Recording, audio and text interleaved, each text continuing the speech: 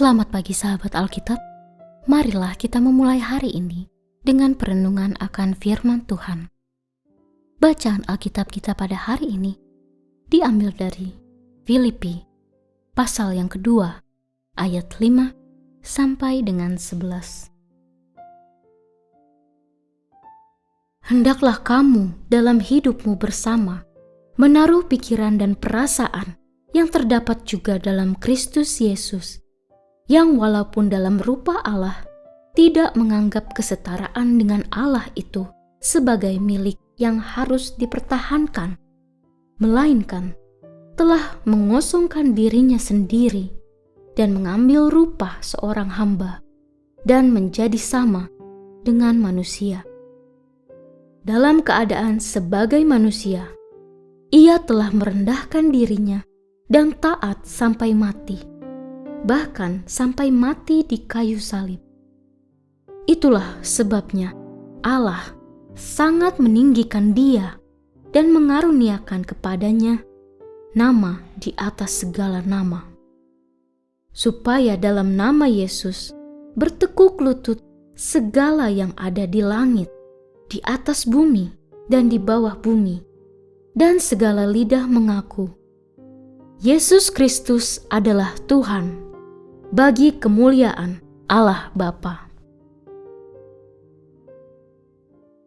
Sahabat Alkitab, apa yang akan Anda lakukan ketika ada orang yang meminta bantuan kepada Anda, namun hal tersebut justru akan membuat Anda meninggalkan kenyamanan yang sedang Anda nikmati? Mungkin saja ada yang merasa tidak masalah dengan hal tersebut, namun sangat mungkin juga ada yang merasa berat hati untuk memberikannya, atau malahan lebih memilih untuk menolaknya secara langsung. Hal ini hanyalah salah satu contoh problematika yang sangat konkret dan manusiawi untuk dirasakan oleh seseorang dalam hidupnya yang berelasi. Secara khusus, ketika kualitas ketulusan relasi itu sedang diuji. Pertanyaan di atas pun tidak sekedar menjadi kalimat pengandaian untuk asal diimajinasikan, melainkan sebagai sebuah ajakan perefleksian mengenai hidup yang bersedia memberikan ketulusan untuk menerima kehadiran orang lain. Teks firman Tuhan yang menjadi bahan permenungan pada hari ini pun memberikan kita nilai pembelajaran yang sangat relevan terkait ketulusan dalam berelasi. Tidak hanya antara kita dengan sesama manusia, tetapi juga antara kita dengan Tuhan. Efesus 2 ayat 5 sampai dengan 11 mengangkut sebuah konsep teologis yang begitu melekat dengan Yesus Kristus.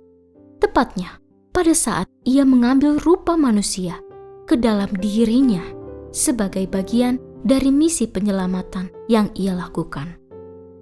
Kata mengosongkan yang terdapat pada ayat 7 berasal dari kata Yunani keno, yang merujuk pada tindakan kerelaan Kristus pada saat melakukan inkarnasi dengan meninggalkan kesetaraan ilahi demi mengambil rupa manusia. Tindakan ini pun tidak hanya berdampak pada kualitas Yesus Kristus, melainkan juga berdampak pada dunia karena melalui keno tersebut, Yesus Kristus telah memberikan ruang bagi dunia untuk mengalami keselamatan di dalam dirinya. Di dalam perkembangannya, konsep ini dikenal sebagai kenosis, yang juga dapat menjadi bahan teladan hidup bagi seluruh pengikut Kristus untuk mengosongkan diri mereka dari segala nafsu, ego, keinginan untuk memuaskan diri sendiri agar menghasilkan ruang untuk menerima kehendak Allah di dalam dirinya, serta menerima kehadiran orang lain. Inilah yang kemudian akan menjadi landasan pembentukan ketulusan dalam hidup beriman yang tidak hanya sekedar konsep yang abstrak, melainkan mewujud sebagai aksi-aksi hidup keseharian yang ada dan terasa. Sahabat Alkitab, pada Minggu Prapaskah ke-6 ini, kita pun diajak untuk membangun ketulusan dalam hidup beriman yang perlu menjadi nyata dalam relasi antara kita dengan Tuhan dan dalam relasi antara kita dengan sesama manusia. Pertanyaan yang dilontarkan pada permulaan permenungan ini pun dapat kita lanjutkan dengan pertanyaan, apakah saya sudah mampu memberikan ruang dalam diri saya untuk menerima kehadiran orang lain? Ingatlah, pengosongan diri bukanlah sebuah konsep imajiner belaka, melainkan sebuah landasan pembentukan hidup yang ideal dalam menghasilkan sikap-sikap hidup beriman yang nyata. Sama seperti Kristus yang telah menghasilkan geno dalam dirinya, hingga kemudian menghasilkan dampak keselamatan yang sangat terasa bagi dunia.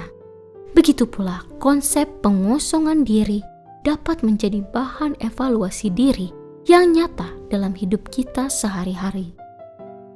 Meski demikian, kita pun perlu mengakui bahwa kendala terbesar untuk mewujudkannya adalah keengganan diri sendiri dalam memberikan ruang untuk menerima keberadaan orang lain.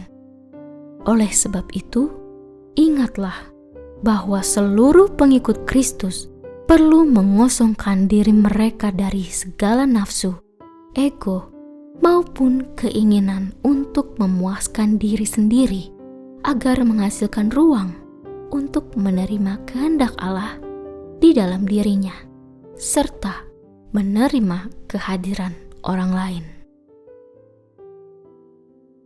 Mari kita berdoa.